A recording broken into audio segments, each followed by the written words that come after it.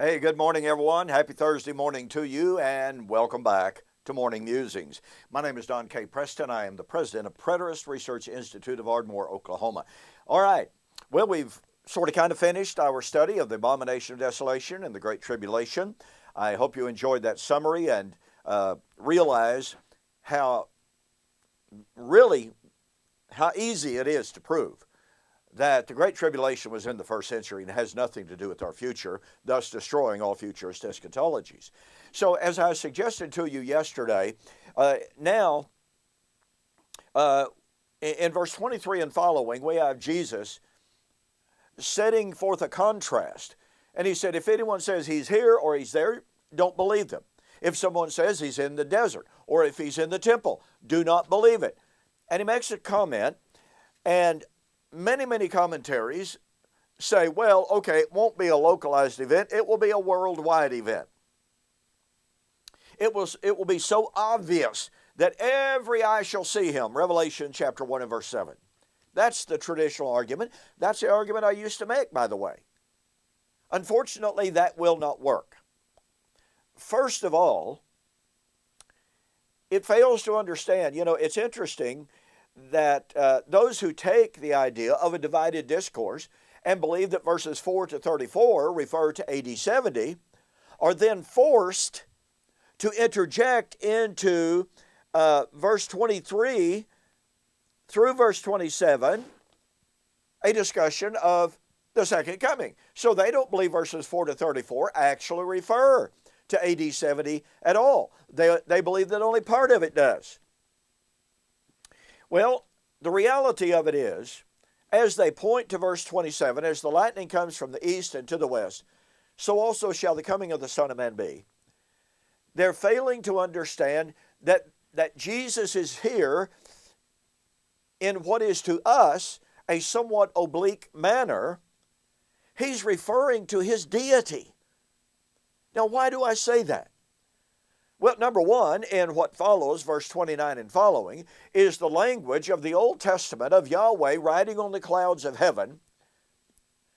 Typical Hebraic apocalyptic language, which was never intended to be taken literally, and that's why it is so incredibly improper. Looking for the right word here.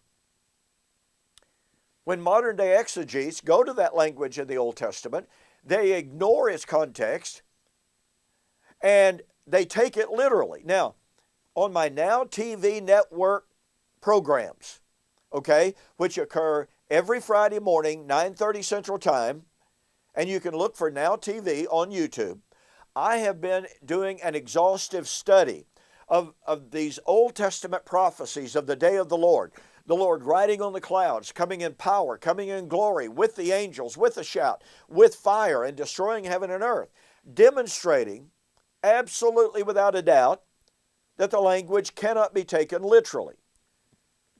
Well, I suggest to you that this is exactly what's happening in the language of Matthew 24:27. As the lightning shines from the east and to the west, so also shall the coming of the Son of Man be. That coming of the Son of Man of verse 27 is his coming on the clouds of heaven of verses 29 and following.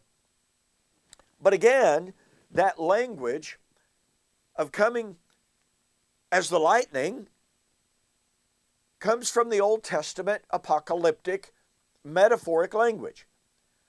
Notice this. In Psalms 97, the psalmist said, "The Lord reigns, let the earth rejoice, let the multitude of isles be glad. Clouds and darkness surround him. Righteousness and judgment or justice are the foundation of his throne. A fire goes out before him, burns up his enemies round about. His lightnings light the world. The earth sees and trembles. The mountains melt like wax at the presence of the Lord, at the presence of the Lord of the whole earth." Well, let's see here. Many times in the Old Testament, it speaks of Yahweh coming out of heaven, treading on the tops of the mountains, and the mountains and the earth melting beneath his feet as past events. Where do we read of Yahweh ever literally, visibly, bodily coming out of heaven on a literal cloud, burning up the heaven and earth, the earth melting beneath his feet. We don't. It's not there. The imagery here, his lightnings light up the world. Well, ask yourself the question, folks. Does lightning, if I'm standing on my front porch here in Ardmore, Oklahoma, and we have a thunderstorm and it lightnings, do people in China see that lightning? Hello? Hello? Knock, knock, knock. No, they don't.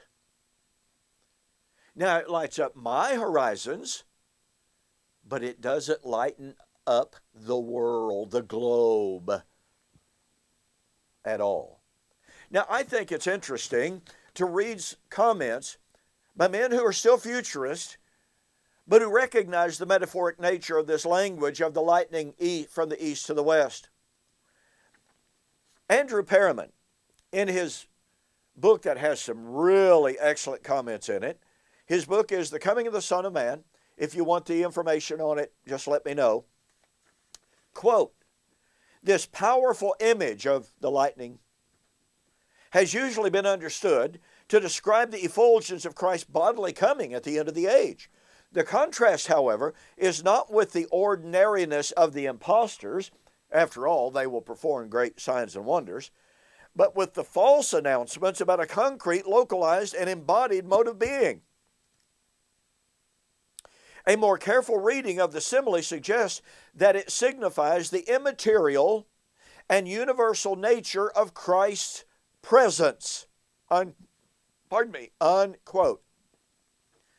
That's just really quite good. N.T. Wright, in his book, Jesus and the Victory of God, said, quote, Jerusalem's destruction would not be something about which one might debate. It would be lightning shining from the east to the west. And by the way, that's kind of where the armies came from. Anyway, the eagles, the Roman eagles presumably, would gather around the carcass and pick it clean. Unquote. So you see, it's not just preterists who recognize that this language is metaphoric. It's not just preterists who see that the Old Testament used this language in hyperbolic, metaphoric manner. No. It's scholars who recognize this language is not to be taken literally. And we will demonstrate that more. In the meantime, folks, hey, don't forget my November and December 3-book special. It's hard to hold them, all right? Like Father, like Son on Clouds of Glory, a discussion of the nature of the parousia, which is what we're talking about right now, which is precisely what Andrew Perriman was getting at, which is precisely what N.T. Wright was talking about. This is a powerful discussion of the nature of the coming of Christ. Likewise, the resurrection of Daniel chapter 12 and verse 2 fulfilled our future. You're not going to find another discussion of the resurrection like this anywhere, proving beyond a shadow of a doubt that the resurrection was to be in AD 70 and blast from the past the truth about Armageddon. As I shared with you yesterday, if you purchase these books separately, they would cost you $61.70 for November and December 2019, Continental U.S. orders only. Your total delivered price, $40. I'm telling you, you can't beat a deal like that. Happy holidays to you. I hope you'll take advantage of the special offer. Okay, thanks so much for joining me for this morning's morning music. Now, don't forget, in 2 or 3 weeks, I've got some other obligations that I've got to take care of, but I'm going to be reviewing and refuting the book, Hope Resurrected by Lance Conley. You know, this book is being touted as the be-all, do-all, final answer to the full preterist view. Sam Frost, who really lies behind this book, truth be known, but Sam Frost said this book is 450 pages, or whatever the actual count was, 400 plus pages of in your face. That's his terminology against preterism.